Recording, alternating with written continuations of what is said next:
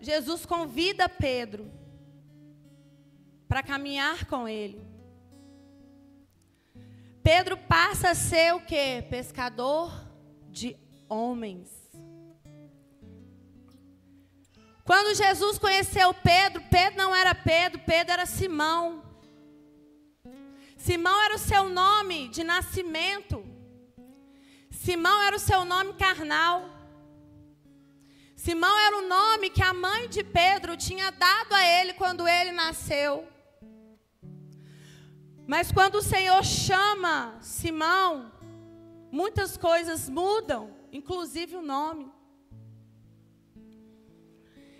E aí eu me questiono, irmãos, eu tenho convicção que quando vocês leram esse versículo, eu acho que o primeiro questionamento que vem na nossa mente, como que um homem que conheceu Jesus, como que um homem que viu milagres, que participou de um deles, porque Pedro, o que aconteceu?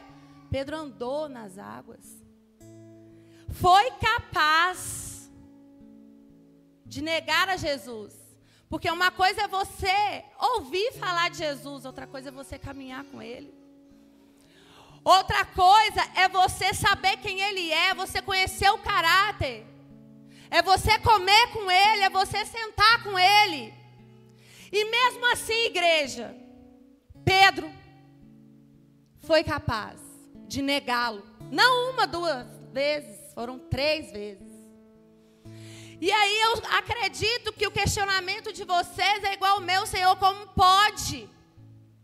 Como pode um homem que te conheceu intimamente, profundamente, que contemplou os teus milagres, que viu tudo que o Senhor fez, que sentava à mesa para comer com o Senhor, que tinha intimidade, Pedro tinha unção, Pedro tinha autoridade, como Senhor? Ele foi capaz de, mesmo assim, negar ao Senhor no seu momento de maior fragilidade. E, às vezes, a gente para pensar, isso gera até uma crise em nós, né? Quantos de nós aqui já não fomos traídos por pessoas, às vezes, que caminhavam com a gente? Que conheciam a gente de pertinho. Que muitas vezes sabiam os nossos segredos, os nossos sentimentos, os nossos medos. Eu acho que cada um aqui consegue entender, sentir um pouquinho o que Jesus não deve ter sentido. Quando Pedro negou, dói, não dói? A gente ser traído por alguém que a gente ama, por alguém que a gente criou expectativas. Agora você imagina Jesus conhecendo Pedro, passar por tudo isso, por tudo aquilo que ele passou e ainda ser negado por um discípulo amado. Isso gerou uma crise dentro de mim. Eu falei, Senhor, me ajuda a entender o que aconteceu com Pedro, porque com certeza Pedro, ele se perdeu de alguma forma, ele cometeu alguns erros. E todos eles, irmãos, todos eles, igreja, está no capítulo 22, e eu quero te convidar a entender cada um deles comigo. E eu tenho convicção que o Espírito Santo, ele vai ministrar no seu coração de uma forma tão profunda, assim como ele ministrou no meu. E você vai entender, assim como eu entendi, por que a nossa história é tão parecida com Pedro. Por que a nossa vida, as coisas que nós vivemos, se parece tanto com Pedro? Nós temos muito mais de Pedro do que de Jesus. E isso é um fato que me chamou muita atenção, porque eu falei, Senhor, mas eu tenho 10 anos de caminhada com o Senhor. Eu leio a Bíblia, eu oro. E às vezes a gente acha, né, que por a gente já ter um tempo na caminhada, isso vai nos imunizar de algumas coisas, isso vai nos proteger de outras. E, na verdade, eu acredito que Pedro também deveria ter esse pensamento, eu ando com Jesus. né? Eu contemplo os milagres que Ele faz. Eu curo, eu liberto no nome dEle. Eu tenho unção, eu tenho autoridade. Eu estou imune a algumas coisas. Aí começa o abismo da negação de Pedro.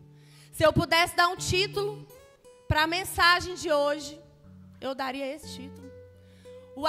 O abismo da negação de Pedro.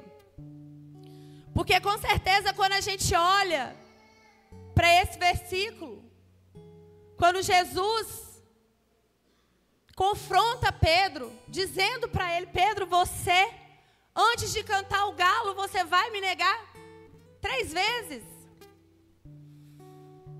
E aí eu falei: Senhor, qual será o primeiro motivo? O que passou na cabeça de Pedro para ele ter negado o Senhor?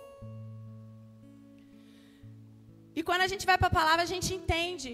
Porque o Senhor, Ele chama os discípulos, vou falar de uma forma bem resumida, para a igreja entender.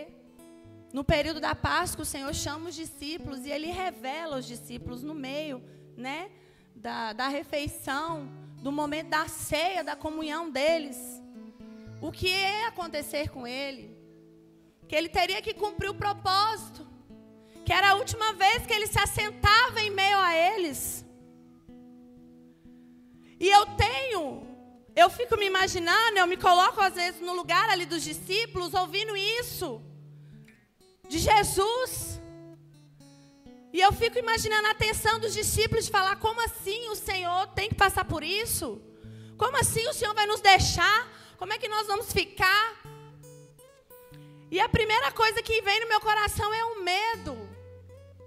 Com certeza Pedro sentiu medo naquele momento.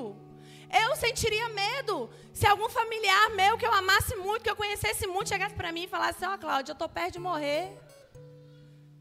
Eu ficaria apavorada. Por quê? Porque a morte, apesar de ser natural, a morte, apesar de ser constante, porque é algo que nós todos sabemos que nós vamos passar, nós não estamos preparados para encará-la.